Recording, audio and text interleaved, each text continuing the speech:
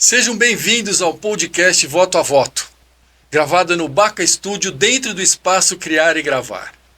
Hoje com uma convidada especialíssima, Luciana Breve. Muito bem-vinda. Olá, Baca. Eu quero agradecer demais esse convite de estar aqui junto com você no espaço Criar e Gravar, podcast Voto a Voto. E é sempre um prazer e saber que tem sempre alguém lá do outro lado, né, para nos ouvir. Isso daí não tem dinheiro que pague. Exato, é exatamente para isso que nós fazemos esse programa, para que as pessoas possam não escolher ainda, mas conhecer as pessoas que estão se dispondo a representá-los. Então vamos lá. Lu, você que longa história aqui em Santana de Parnaíba, só de amizade, nós temos mais de 20 anos aqui. Conta pra gente, por gentileza, o que foi essa chegada aqui em Santana de Parnaíba? Bom, Baca, na verdade, assim, eu acho que a importância desse programa está aí, né? Em divulgar, de uma certa forma, a história de cada um, porque todo mundo tem uma história e tenha certeza que existem histórias lindas, histórias dramáticas. Então, assim, cada um chega em Santana de Parnaíba por conta de um motivo. Eu também tive o meu, né? Eu cheguei em Santana de Parnaíba, assim, sem quase propósito, mas visitando a cidade, olha que coisa mais maluca. Eu estive no encontro, você lembra do encontro? Ah, Que sim, tinha sim, sim. videokê. Sim, Eu vim sim. fazer uma visita na cidade, Na passar Rua um do Meio. Réveillon, exatamente. E estive no encontro. E nesse encontro tinha videokê naquele tempo. E eu, naquela época, um bom tempo já sem sair de casa, anos e anos casada, e fazia muito tempo que eu não me divertia, porque essa história da violência dentro de casa, ela é muito certa, viu, Bacarelli? Não vou falar que eu era agredida de uma maneira a violência propriamente dita, mas aquela violência de você não deixar a mulher se divertir, de não deixar a mulher ter amigos. Eu passei por tudo isso. Então, o meu casamento ele não tinha mais formas de continuar. E aí, de uma certa forma, fugindo de casa, vim passar um Réveillon em Santana de Parnaíba, porque minha tia, Maria de Lourdes, trabalhou muitos anos no asilo, hoje falecida, morava aqui e me fez o convite de fugir da freguesia do Ó para vir para Santana de Parnaíba. Passei uma noite dos deuses, maravilhosa, no ponto do encontro do Que Hamilton. legal. E o Hamilton, outro amigo, né, de tantos anos. E foi muito interessante porque realmente a diversão me fez entender que eu era sim uma dona de casa, mas eu merecia muito mais do que isso.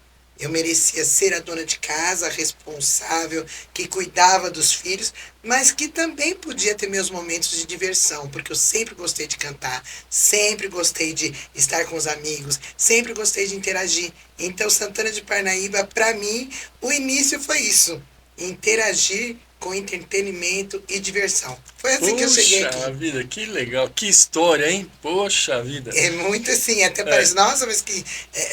Parece até que tem um quê de responsabilidade, né? Mas, na verdade, o meu foco foi esse: entender que, como mulher responsável, dona, né, detentora de família, detentora de filhos, que eu tinha que ter meus momentos de alívio. Até porque a minha sanidade mental, ela era muito importante. E eu tinha perdido tudo isso através do casamento. Eu perdi até a sanidade mental, porque era aquele sistema de radicalismo mesmo, né? Entendi. Então, para mim, Santana de Parnaíba foi uma libertação. Porém, sendo uma mulher preta, né? Chegando numa cidade como forasteira, sendo uma pessoa já da comunicação, porque a gente não perde, né? O sistema de ser comunicativo a gente nunca perde. Sendo comunicativa da forma que eu fui, também foi muito difícil para mim os meus primeiros anos aqui. Mas eu consegui sobreviver Então, e mas aí chegamos até aqui. só faltou um detalhe. Como que foi a sua decisão de sair de onde você morava e mudar para cá, até em função do seu primeiro passeio, da sua primeira diversão aqui na cidade? Sim, e foi realmente pautada nisso, de que era uma cidade tranquila, uma cidade que eu poderia sobreviver sim com 3 filhos, mesmo sendo a partir daí mãe solteira, porque eu separaria do casamento então. o divisor de águas. Deixaria toda aquela violência mental para trás e viria viver uma vida de mais liberdade, só que tinha que ter a segurança, a diversão. E aí Santana de Parnaíba me oferecia tudo isso. Entendi. Agora, só para uma observação. Eu acho que essa pressão psicológica muita gente ainda passa. Nossa. E às vezes nem se dá conta disso. Sim. Entendeu? Fica naquela opressão e acha que é normal, acha que está certo, acha que tem que ser assim. Então, líderes dessa forma Sim. podem te ajudar a entender, a compreender, encaminhar, entendeu? Ai, se eu soubesse tudo naquela época que hoje eu sei. Exatamente, A exatamente. gente precisa ser orientados, né, nesse sentido, porque tem muita coisa que a gente não entende como violência. E a própria situação onde o homem acaba denegrindo a imagem da sua mulher dentro de casa, dizendo que ela não serve, que ela não pode, que ela não vai. Então, de uma certa forma, ela começa a se desvalorizar como mulher. E isso é uma violência muito grave. Então, assim, ninguém tem direito de oprimir a vida de ninguém. E a opressão, eu fui uma líder que passei por opressão. Então, hoje é uma das coisas que a gente está aqui para combater.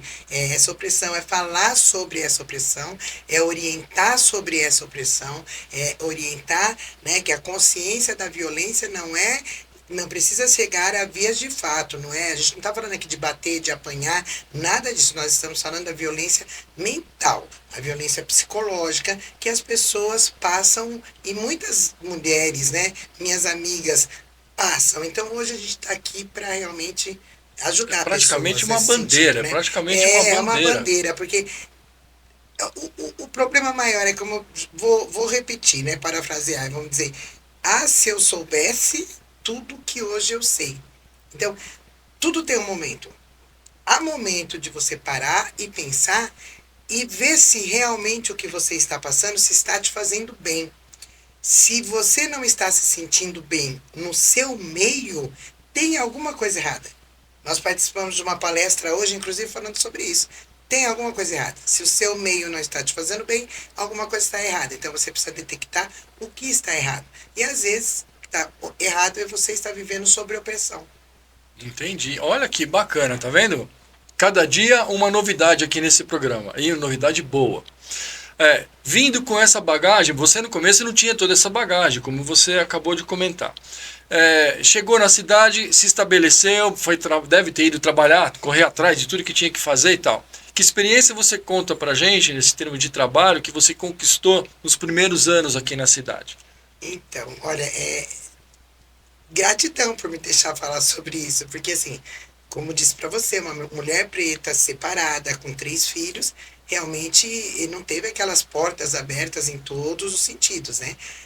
O que dependia muito de população, a gente estava em todos os lugares, marcava presença e tudo mais, mas é claro que o mercado de trabalho foi uma das coisas mais complicadas, né?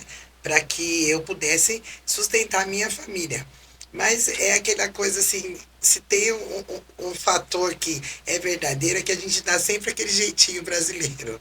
E dentro desse jeitinho brasileiro, na verdade, eu sempre fui da área de comunicação, mas nunca assim me caracterizei como uma pessoa que poderia fazer programa de rádio ou mesmo ser jornalista.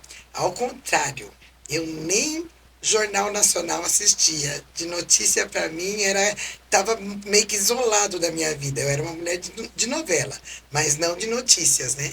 E aí, sendo assim, aqui na cidade, sem portas de emprego na época, me chamaram para fazer um programa de rádio. Oh, Rádio Central em Carapicuíba. E o não que eu foi? já tinha. Eu fui fazer rádio Que em legal! Carapicuíba. Poxa, que começo! E aí fazendo rádio em Carapicuíba, a gente trocava serviços e permutas. Então, assim, para eu trazer até alimentação para as crianças em casa, eu fazia reportagens e anúncios de restaurante, supermercado, e acontecia a permuta, ia trazendo para casa o sustento Que das crianças. legal, E meu! foi assim, eu conto isso com muito orgulho. Fazendo rádio, né? Eu acho que alguma coisa me ajudou mesmo. Uma pessoa ouviu eu falando na rádio E a gente fazia toda aquela situação. Hoje em dia a tecnologia está muito avançada, mas na época a gente nem telefone celular às vezes tinha. Então eu ia para Carapicuíba de condução, né? Condução pública, e dava uma olhada como é que estava a cidade. Então tinha um monte de carro naquela época jogado pelo meio do caminho. O prefeito era o Poeirinha na época, né? E a administração era muito doida lá em Carapicuíba, né? Em Carapicuíba, Rádio Central do Ciclão Metalúrgico. E tinha muito assim, o povo era muito democrático, que falava muito mal mesmo da atual prefeitura de lá. E aí dava pauta para o meu programa. E o pessoal começou a gostar realmente dos comentários, acabou calhando a opinião pública com a opinião da radialista. E aí uma pessoa me ouviu me falando, entendeu que eu era jornalista. Essa pessoa é o Fábio Mendonça, meu chefe há 29 anos, que legal. 25, desde quando eu cheguei aqui. Essa pessoa é o Fábio Mendonça, ele me ouviu falando e me chamou para trabalhar com ele. Já trabalhava uma amiga daqui de Santana chamada Valdelane Cristina, e para eu fazer imprensa escrita, já que eu já fazia imprensa falada. Gente, como é que poderia fazer imprensa escrita? Que legal. Olha, e eu topei. O primeiro evento que eu fiz foi maravilhoso, na base da gravação de radinho, né? E acabei pegando aquela gravação, escreve. O primeiro evento que eu fiz, na verdade, foi uma exposição de artes plásticas em Barueri, no Teatro de Barueri. E com isso eu me tornei jornalista. De lá chegou até longe. Hoje eu sou jornalista de MTB. Que legal. Hoje eu sou jornalista com MTB.